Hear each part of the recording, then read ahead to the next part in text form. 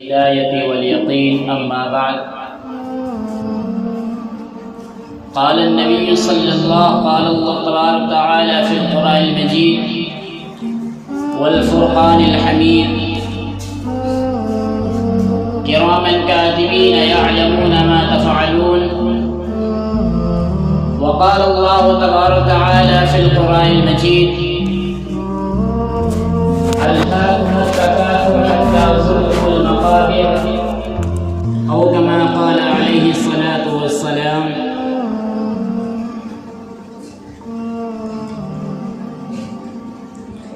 مومن کو قید کر لیا دنیا کی چاہنے اور آخرت کی فکر سے آزاد کر دیا. مومن کو قید کر لیا دنیا کی چاہنے اور آخرت کی فکر سے آزاد کر دیا. ایمان کو نگل گئی عشرت پرستیاں، عیاشیوں نے اس قوم کو برباد کر دیا.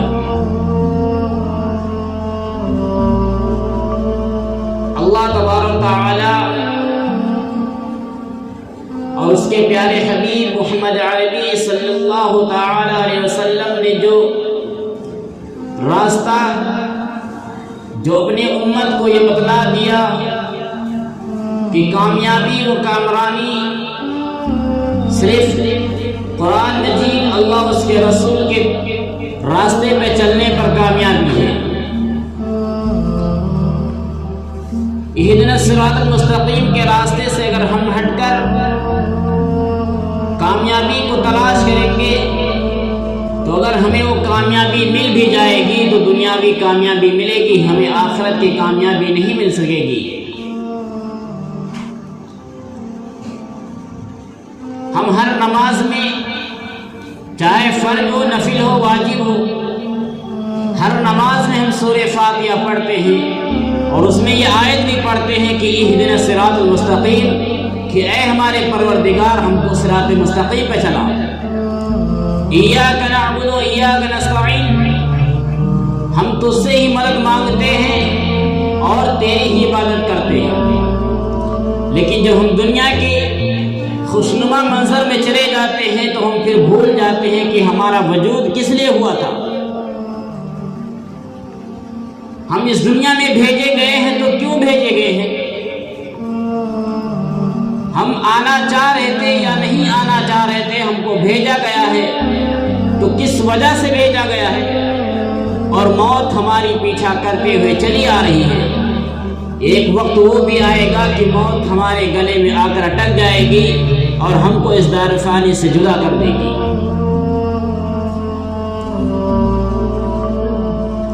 لیکن انسان اپنے حیاتی نظام کو، اپنے اصلی مقصد، اصلی زندگی کو بھول بیٹھا. یہ دنیا چند روزوں، چند دنوں کی زندگی ہے. اصل زندگی تو ہماری شروع ہوگی ہماری آنکھیں بند ہونے کے بعد. جیسے انسان سوتا ہے اور وہ خواب میں بہت کچھ مناظر یا بہت سی چیزوں کو دیکھتا ہے، لیکن بیدار ہوتے ہیں اس کی اصل زندگی شروع ہو جاتی ہے. یہ دنیا کی زندگی ہمارے لیے ایک مثل خواب ہے. خواب کی طرح ہے کہ ہم اس دنیا میں چل رہے ہیں، لیکن جس دن ہماری آنکھ بند ہوگی اس دن سے ہماری اصل زندگی شروع ہوگی. اور وہ زندگی کہ پھر اس میں کبھی موت نہیں آئے گی.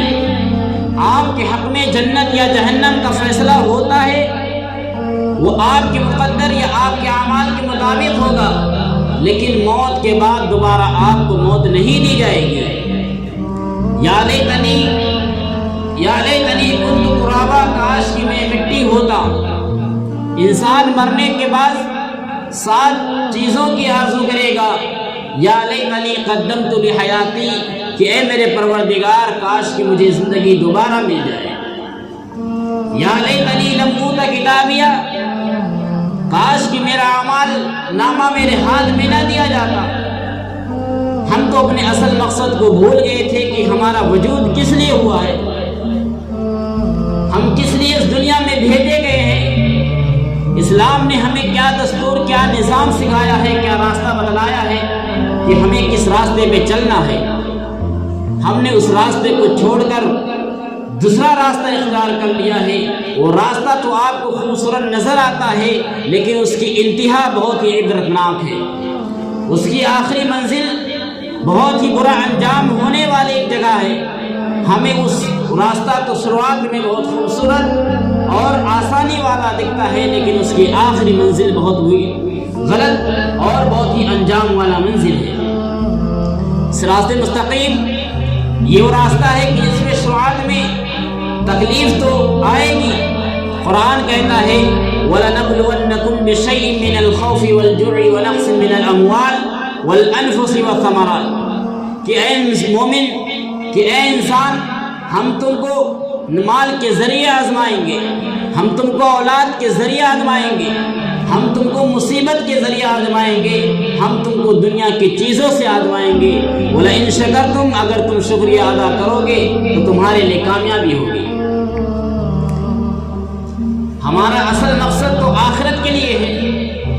إِنَّ الدُّنْيَا خُلِقَتْ لَكُمْ وَإِنْ خُلِقْتُمْ لِلْآخِرَةِ کہ ہم نے دنیا تمہارے لیے بنائی ہے اور تم آخرت کے لیے بنائے گئے ہو۔ یہ دنیا تو ہمارے لیے بنائی گئی تھی لیکن ہم جو بنائے گئے ہیں وہ آخرت کے لیے بنائے گئے ہیں۔ انسان سمجھتا ہے کہ ہم جو بھی کچھ کریں اس دنیا میں ہمارا کوئی ہم سے کوئی سوال نہیں ہوگا، ہمیں جو زندگی ملی ہے ہم اس کو جس طرح چاہیں استعمال کریں، اس پر ہمیں کوئی سوال کرنے والا، کوئی انگلی اٹھانے والا نہیں ہے۔ بچپن اور جوانی تو بہت جلدی گزر جاتی ہے، بڑھاپا جس حال میں گزرتا ہے وہ بوڑھوں سے جا کر معلوم کرے کہ بڑھاپے کی زندگی، بڑھاپے کی دور حالی انسان کا کٹتا نہیں ہے۔ جوانی کے دور آپ نہیں گنا سکتے، نہ بچپن کا دور آپ گنا سکتے ہیں کہ ہمارا بچپن کیسے گزرا۔ ابھی کل ہم پیدا ہوئے، آج جوانی کی دہلیز پر آ گئے۔ کسی بوڑھے انسان سے پوچھو کہ تم اپنی جوانی کی داستان بتاؤ تو شاید چند تاریخی جملے بتا سکے۔ کسی کو جوانی کی باتیں، جوانی انسان کے پاس سے ایسے نکل جاتی ہے کہ اس کو احساس نہیں ہوتا، لیکن بڑھاپا انسان کو وقت سیکنڈ لمحے اس کو تڑپاتا ہے۔ ہر ایک سیکنڈ اس کے لیے پہاڑ جیسا ہوتا ہے، ایک سیکنڈ اس کو 1 گھنٹے کے جیسا معلوم ہوتا ہے۔ کہیں بیٹھ جاتا ہے تو اڑ نہیں پاتا، اڑ جاتا ہے تو پھر بیٹھ نہیں پاتا۔ جو انسان جوانی کے عالم پہ 50 کلومیٹر دور پیدل چلنے کی طاقت رکھتا تھا، آج وہ بوڑھا انہی پیروں کے ذریعے 1 کلومیٹر چلنے کی طاقت بھی نہیں رکھتا۔ وہ دوسروں کی مدد کا محتاج، خود اپنے ہاتھوں سے اپنے منہ کے اندر نوالہ تک نہیں ڈال سکتا۔ جو انسان اپنے بازوں کی طاقت کے بدولت پہاڑوں کو ڈھکیل سکتا تھا، آج اس کے ہاتھ میں وہ طاقت نہیں رہی کہ جس کی بدولت وہ لقمے کو اپنے منہ میں ڈال سکے۔ جس کی خوبصورتی کی چرچے پورے شہر میں، پورے بستی گاؤں میں تھے، آج اس کے چمڑی میں سلوٹ پڑ گئے، اس کی کھالیں، اس کی جلدیں جھرا گئی ہیں، جگہ جگہ سے بٹر گئی ہے۔ آج اس کے ہاتھ و پیر کانپتے ہیں۔ وہ ہاتھوں میں گلاس لیتا ہے تو اس گلاس، ہاتھوں میں اگر پانی کا گلاس لیتا ہے تو اس پانی کو، گلاس کو اپنے منہ تک پہنچانے کے درمیان تک جس حال میں وہ پانی کو اپنے گلاس سے پکڑتا ہے اور منہ تک لاتے لاتے اس کے ہاتھ کانپنے کی وجہ سے اس کے گلاس سے پانی ختم ہو جاتا ہے۔ اتنی بھی طاقت نہیں کہ اپنے ہاتھ سے خود پانی پی سکے۔ ہاتھوں میں کپ کپی، پیروں میں کپ کپی، جو گلاس ہاتھ میں پکڑتا ہے تو ہاتھ کانپنے کی وجہ سے پانی گلاس کے اندر سے نکل جاتا ہے۔ یہ بڑھاپا بہت ہی خطرناک گزرنے والا ہوتا ہے۔ ہر کسی کا بڑھاپا آسانی سے نہیں گزرتا ہے۔ تجھے پہلے بچپن نے برسوں کھلایا، تجھے پہلے بچپن نے برسوں کھلایا، جوانی نے پھر تجھ کو مجنوں بنایا، بڑھاپے نے آ کے پھر کیا کیا ستایا۔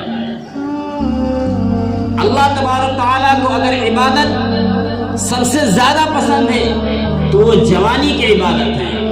جوانی کے اندر آپ رکوع بھی کر سکتے ہیں، سجدہ بھی کر سکتے ہیں، لمبی لمبی رات، لمبی لمبی قراتیں اور دیر تک آپ کھڑے ہو سکتے ہیں، لیکن بڑھاپے میں ایسا کچھ نہیں ہوتا۔ جوانی میں عبادت کر لو، بڑھاپے میں کہیں ہاتھ نہیں کام آ رہا ہے، کہیں پیر ساتھ نہیں دے رہا ہے تو کہیں زبان ساتھ نہیں دے رہی ہے. اس لیے اللہ تبارک و تعالیٰ کو جوانی کی عبادت سب سے زیادہ پسندیدہ ہے. آج ہم یہ سمجھتے ہیں کہ جوانی ہے، ہم بڑھاپے کی عمر میں جا کر اللہ کو راضی کریں گے، اللہ کی عبادت کریں گے، تو یہ سوچ انسان کی سب سے بڑی غلط ہے. یہ وہم انسان کو ایک دن لے ڈوبے گا کہ جب بڑھاپے کی دہلیز پر قدم رکھو گے تو پھر تم مسجد تک آنے کے لیے تمہارے پیر میں طاقت بھی نہ ہوگی. تم ایک دوسرے کے محتاج ہوگے، اپنے اولادوں سے کہو گے کہ مجھے اٹھا کر بٹھا دو، میں اٹھ نہیں پا رہا ہوں، میرے ریل کی ہڈی کے اندر وہ طاقت نہیں رہی کہ جس سے میں جھک سکوں. تمہاری اولادیں تمہارا سہارا دیں گی. تم چند قدم چلو گے کہ تمہارے سانس پھولنے لگیں گے، تمہارے پیر چلنے کی طاقت کھو دیں گے، چلنے سے باز آ جائیں گے. تمہاری پیر تمہیں جواب دے دیں گے کہ ہمارے چلنے کے اندر طاقت نہیں رہی. ہر ایک چیز کا محتاج بڑھاپے کے اندر ہو جاؤ گے. اللہم انی اعوذ بک من الکسل والحرم، کہ اللہ کے نبی صلی اللہ تعالی وسلم یہ دعا مانگتے تھے کہ اے اللہ مجھے ایسے بڑھاپے سے میں پناہ مانگتا ہوں جس کے اندر غیروں کا محتاج بننا پڑے. جو انسان جو بڑھاپے میں غیروں کا محتاج ہو جاتا ہے، پھر دنیا چاہے اس کی اولاد ہو، رشتہ دار ہو، کوئی بھی ہو، اس کا ساتھ کوئی نہیں دیتا. آپ کا دماغ بڑھاپے میں انسان کی کمزوری کی وجہ سے اس کا دماغ بھی ہلکا کام کرتا ہے، وہ بے وجہ بولتا بھی رہتا ہے. تو اس کے اولادیں، اس کے گھر والے کہتے ہیں کہ اس بوڑھے کو کیا ہو گیا ہے، اس کو چلانے دو، یہ بے فالتو چلا رہا ہے، اس کو کوئی کام نہیں ہے. جن اولادوں کے خاطر تم نے جوانی کو برباد کیا، آج بڑھاپے میں وہی اولادیں کہہ رہے ہیں کہ اس کو چلانے دو. یہ بڑھاپے میں اس کو پتہ نہ جا کیا ہو گیا ہے، خواہ مخواہ دن رات چلاتا رہتا ہے. اس بڑھاپے کا وہ عالم ہے کہ انسان کو ایک ایک لمحہ گزارنا پہاڑ کے برابر لگے گا. اس لیے کہ ہمیں جو زندگی ملی ہے، آج ہم جس حال میں ہیں، جوانی میں ہیں، بڑھاپے میں ہیں یا بچپن میں ہیں، اس کو ہم غنیمت سمجھیں.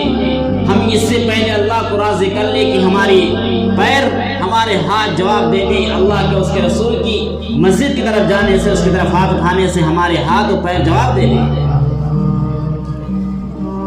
ان پیروں کے ذریعے ابھی تمہارے پیر میں طاقت ہے تو ان پیروں کے ذریعے کچھ نیک اعمال، کچھ نیک راستے پر چلے جاؤ اور ان پیروں کے ذریعے مدد کر دو.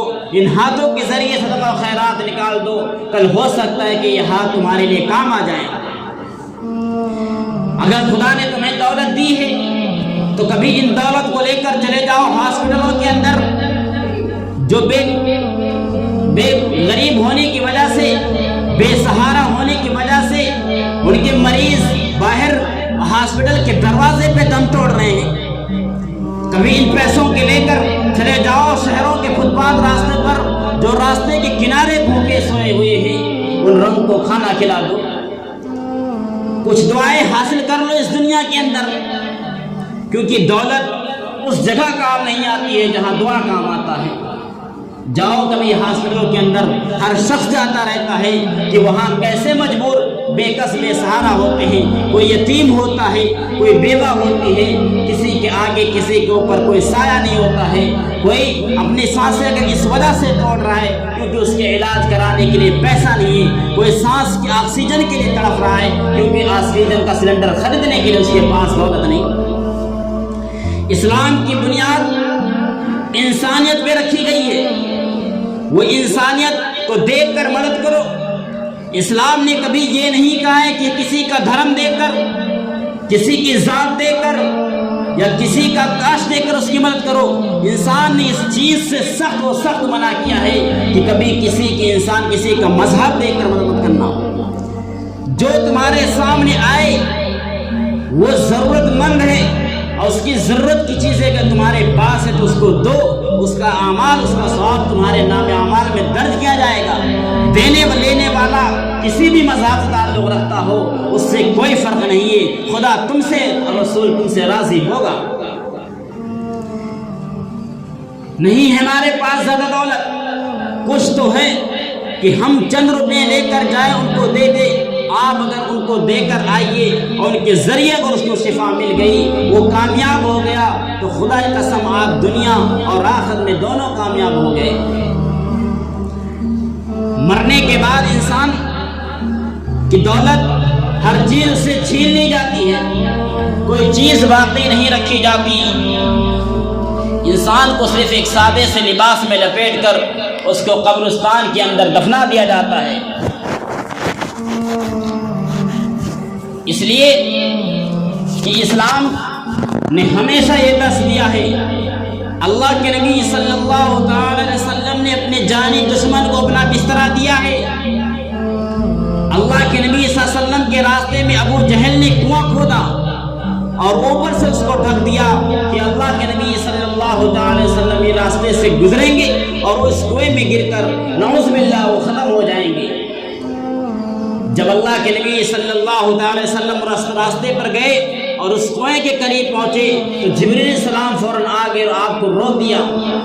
جب یہ خبر ابو جہل کو پہنچی تو وہ خوف کے مارے دہشت میں آ کر وہ فوراً اسی راستے سے چلنے لگا اور آ کر اللہ کے نبی صلی اللہ علیہ وسلم کو دیکھا کہ کس نے ان کو منع کر دیا ہے، کون ہے جس نے میرے بچھائے ہوئے جال کو فاش کر دیا؟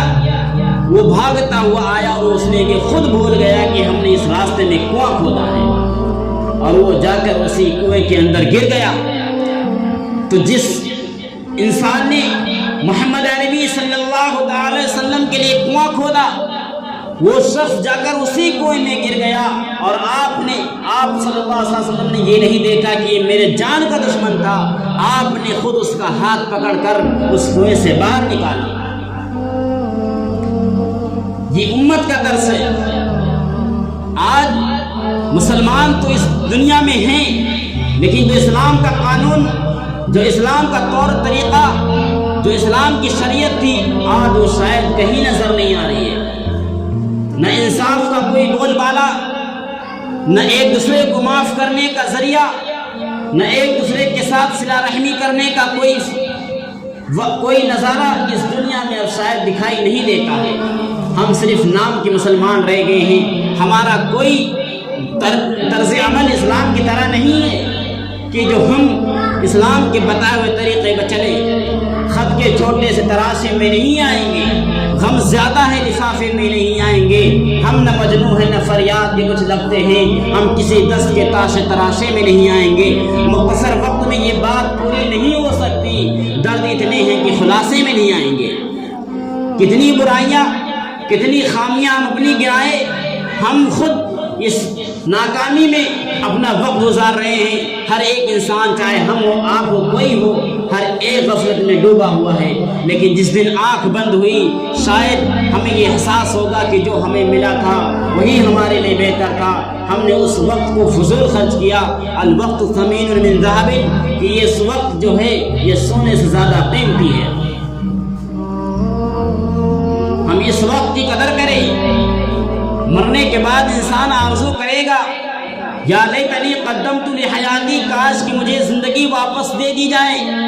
یہ ہم قرآن کی آیت آپ کو بتا رہے ہیں کہ قرآن خود کہتا ہے کہ اللہ تبارک تعالیٰ نے اس قرآن کے اندر وہ آیت نازل کر دی کہ انسان مرنے کے بعد یہ کہے گا جب وہ ناکام ہو جائے گا کہ یا لیتنی قدمت لحیاتی، کہ اے میرے پروردگار مجھے زندگی دوبارہ دے دو، ہمیں دوبارہ اس دنیا میں بھیج دو جہاں سے ہم آپ کی نافرمانی اور اپنے وقت کو لاپرواہی میں گزار کر آیا ہوں، ہمیں اس دنیا میں دوبارہ ہم کو بھیج دو، ہم کو زندگی دوبارہ دے دو۔ یہ اسلام کسی انسان کو مصیبت میں نہیں ڈالنا چاہتا۔ لا یکلف اللہ نفسا الا وسعها، کہ جیسی آپ کی طاقت ہے انسان اسلام اسی طرح آپ کو آزماتا ہے۔ مثال کے طور پر اگر آپ کھڑے ہو کر نماز نہیں پڑھ سکتے تو اسلام یہ نہیں کہتا کہ آپ کھڑے ہو کر یہ نماز پڑھیے، آپ بیٹھ کر نماز پڑھیے۔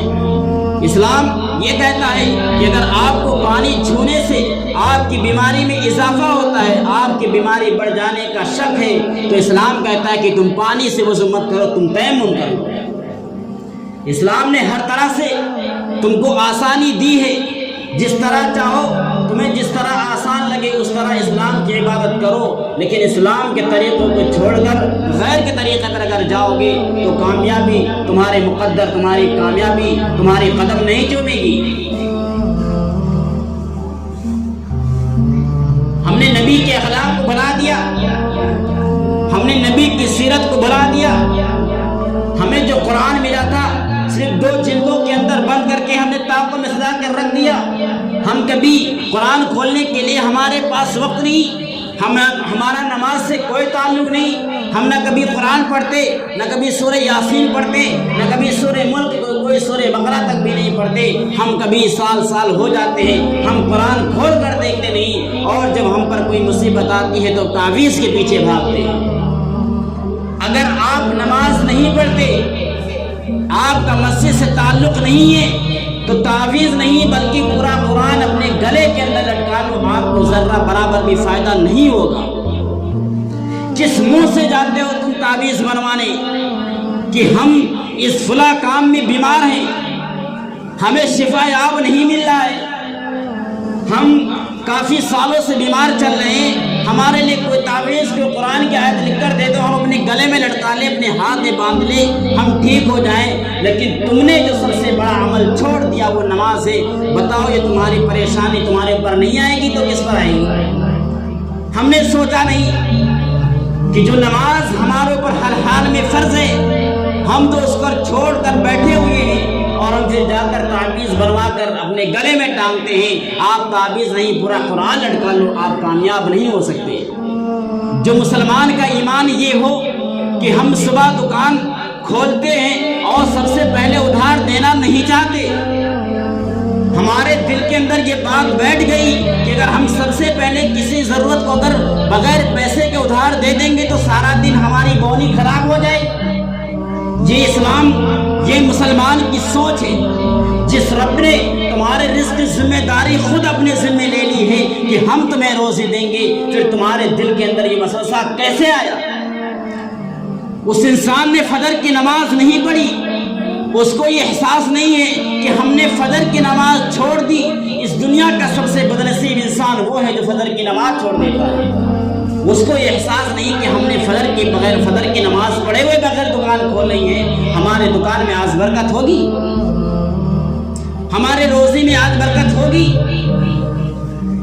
یہ اسلام کہ اس انسان کو ذرا برابر بھی احساس نہیں کہ ہم نے نمازیں چھوڑ دی ہیں۔ جو نماز نبی صلی اللہ علیہ وسلم کی آنکھوں کی ٹھنڈک ہے، جس نبی نے فرمایا کہ نماز میری آنکھوں کی ٹھنڈک ہے، جس نے نماز قائم کیا گویا کہ اس نے میری آنکھوں کو ٹھنڈک پہنچائی، اور جس نے نماز چھوڑ دیا گویا کہ اس نے مجھے تکلیف پہنچائی، اور جس نے مجھے تکلیف پہنچائی گویا اس نے اللہ تبارک تعالیٰ کو تکلیف پہنچائی۔ اس انسان کو ہوش نہیں کہ ہم بغیر عشاء پڑھے ہوئے سوئے اور بغیر فجر پڑھے ہوئے ہم جاگے اور آ کر اپنی دکانیں کھول دیتے، اس کو احساس نہیں کہ ہم نے 2 نمازیں چھوڑ دی ہیں، آج ہمارے دن صحیح ہے یا نہیں۔ لیکن اس کو اتنا ضرور پتا ہے کہ اگر ہم نے پہلے انسان کو ادھار دے دیا تو ہمارا سارا دن خراب ہو جائے گا۔